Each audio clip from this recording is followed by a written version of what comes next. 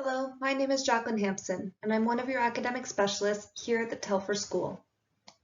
Today, we'll be going over your admission and advanced standing.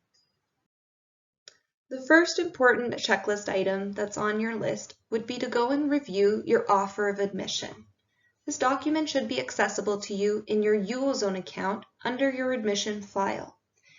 It's important to read over this document carefully because it can be several pages long and it includes a lot of information that's important and relevant for your first year.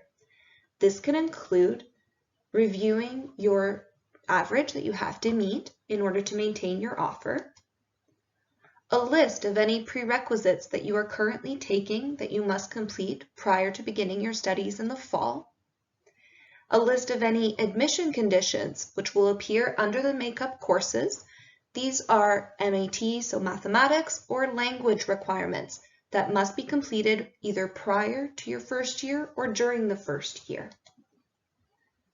You may also find information related to housing, bursaries and scholarships, as well as potentially a list of advanced standing or exemptions that have been granted based on current studies that you are completing in your prior studies. It's important to also make sure that you are aware of any important deadlines to submit your final official documents. These are required in order to complete your admission file. Usually these are referred to your final official transcript or proof of diploma. In order to help you keep track of any remaining conditions of admission or outstanding documents, you'll notice that you have a to-do list that's accessible in your Student Services Center in UOZone. When you log into your account and you find the to-do list box, you'll see whether there are any blue checklist items within the main Student Services Center page of your UOZone account.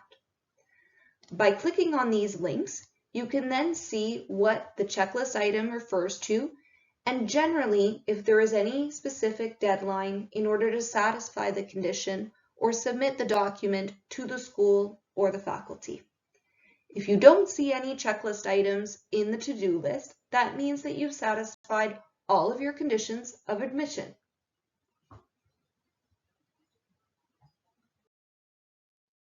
For those of you with math admission conditions, these will be indicated on your offer of admission as makeup courses.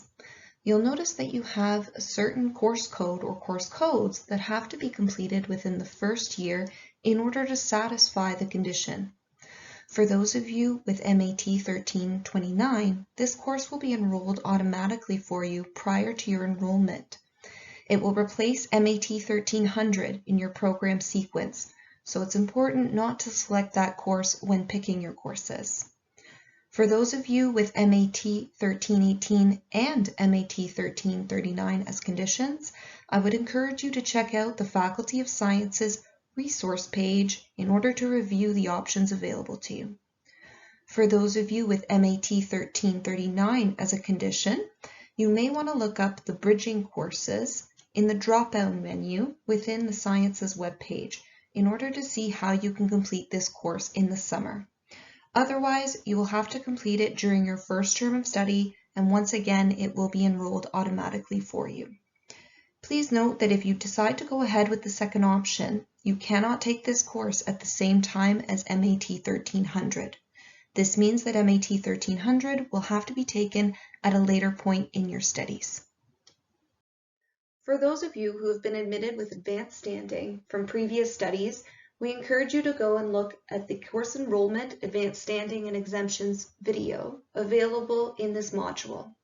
This will help you in reviewing how you should be selecting your courses for the upcoming year. Please keep in mind that you might have received advanced standing that are part of different years of study within the general sequence. For example, when you compare your offer of admission to your advisement report, you might notice that you've received several out-of-faculty electives in advanced standing. This means that further on in your sequence, you'll have to adjust your course selection accordingly in order to avoid repeating these requirements.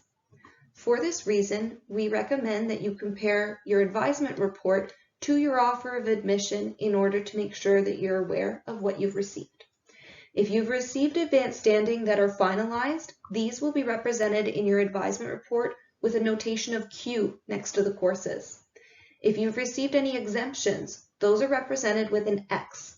An exemption means that you've covered the material within your previous studies, but you need to repeat or replace this requirement with another course at the university.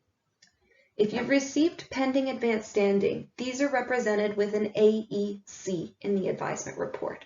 This generally means that we're still waiting on your final transcript, or perhaps that we're in the process of evaluating your file and it will be updated shortly. If you are waiting for an evaluation to receive further advanced standing, or you intend to submit a request to the faculty, we would encourage you to still enroll to the courses that are required in your advisement report at this time. This ensures that you reserve the seats in those courses, and once we receive the decisions, we'll be able to assist you in making adjustments as needed. If you have any questions about your admission file, or you want to book a one-on-one meeting with an academic specialist, don't hesitate to reach out to our team. You can reach us by emailing the undergraduate office directly.